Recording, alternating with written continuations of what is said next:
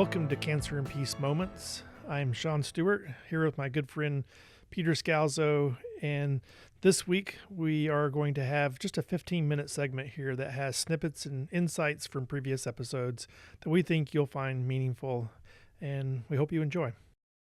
We're going to talk about a topic that is something that I think he's going to be able to help a lot of us out with, because sometimes it's hard to know how to interact with somebody who's going through a cancer journey. And so you get asked a question all the time. When I go to visit somebody who's on their cancer journey, maybe in the hospital, what do I do? And what should I say? How do I interact? And so today is more like a helpful thing, and it may be for caregivers or friends. But if you're on a cancer journey too, I think you might appreciate just hearing some thoughts from somebody who's been down this road and had lots of visitors through the years. Maybe you can even throw in, how do you respond to when somebody's not exactly appropriate? Maybe that might be an interesting part of this too. But I'd like to hear your thoughts too, because I'm interested, as all of us. We've been in these situations where somebody's on their journey and you're going to go visit.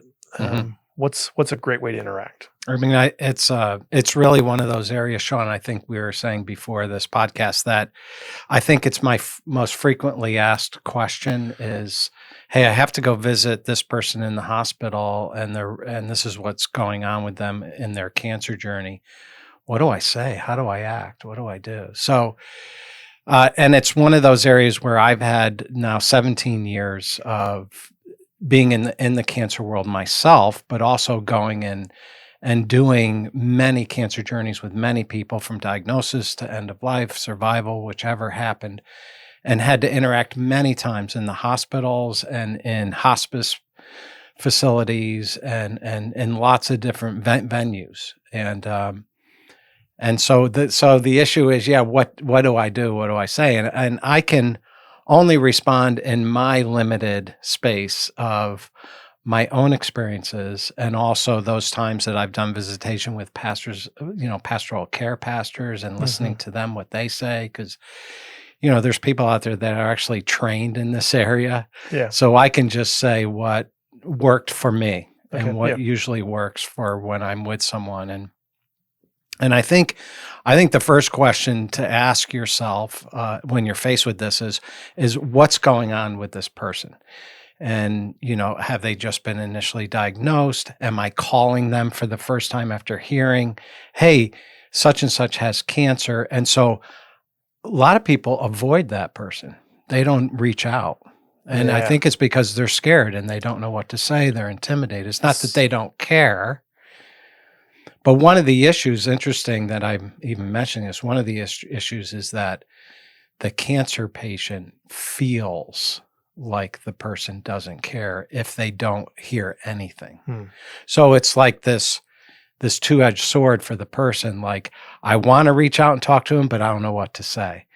And for that kind of a thing, and really for the whole process of the cancer journey, and we mentioned this in our podcast with April, and if you get a chance to listen to that podcast episode, that'll be wonderful. But April is a cancer survivor who came on this program and was interviewed by Sean and myself. But it's to send a card.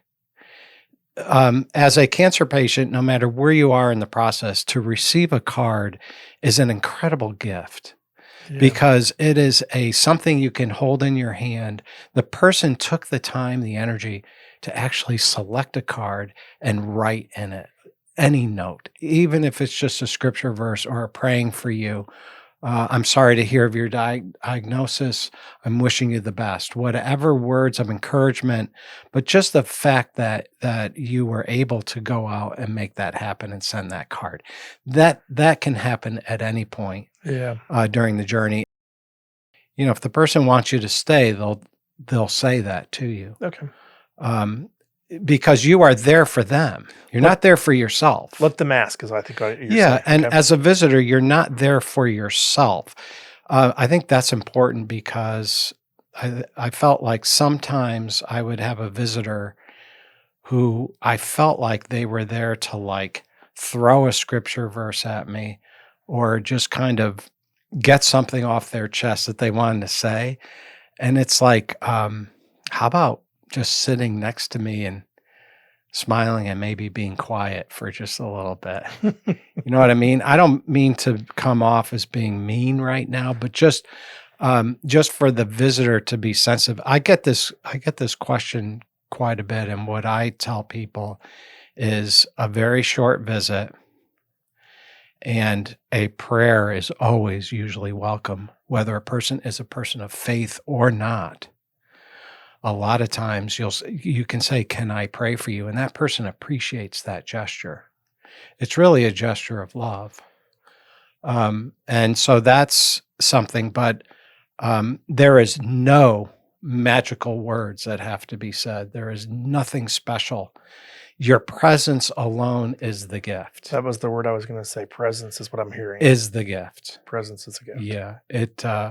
So there doesn't have to be a special Bible verse or a special exhortation or anything from the visitor. It could just, in fact, I have visited cancer patients before and just sat by their bedside, and if I sensed that they wanted a touch, to hold a hand or something, but not even to say anything. So I think I hear you really asking someone to read the social cues, come with this idea of presence, read the social cues, and make sure to keep it as pithy as possible related to that. But there's not a scenario out there where it's come hang out with the laptop for an hour ever. Yeah, ever. Or your smartphone. Ever. I mean, just go scroll while we're sitting here. Yeah. I mean, a family like my after 2015 surgery done in Manhattan, and I've talked about that a lot. My kids started to stay with me overnight through my whole cancer journey until we're not talking recently. about family is what you're really saying. Yes. Yes. And my children, having an adult children by my side, we wouldn't even talk. And yet what a comfort it was. It was a feeling of home, family, love, connection, even though there was nothing being said. You're speaking of friendships and as a friend caring on these kind of, I'll call them guidelines or ways of thinking about this. That's good. I was just reflecting on, it was just a few months back, I was part of an end of life journey, and I was there at this friend's hospital bed in their last day of life, but they weren't conscious. They weren't. And so there was a little bit of awkwardness because, when you talk to somebody who's not consciously present and interacting, what do you do? And it didn't feel respectful to pull out the smartphone and even though, there was a level of lack of interactivity. And so I just shared some thoughts about, our friendship and I read a small passage that I thought was kind of a cool passage that I was reflecting on at that point in time, and prayed real quick, and that was it.